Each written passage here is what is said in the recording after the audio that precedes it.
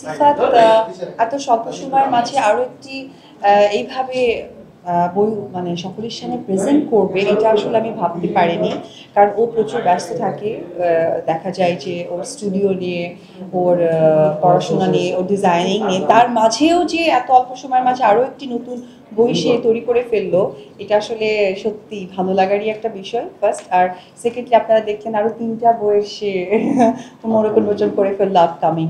So এটা আমি বলবো যে she is a very talent. এখন বইটা হাতে পাইনি, আজকে হাতে পাবো, তো পড়বো, আপনাদেরকে জানাবো অগ্নিকন্যা। তবে যতটুকু জানি ও যে ঘোড়া চালানো শিখেছে এটা নিয়ে কিছু একটা হবে, যেটা সোশ্যাল মিডিয়াতে আমি শুনেছি এবং ওর মুখ থেকে কিছুটা আনটাচ নেওয়া।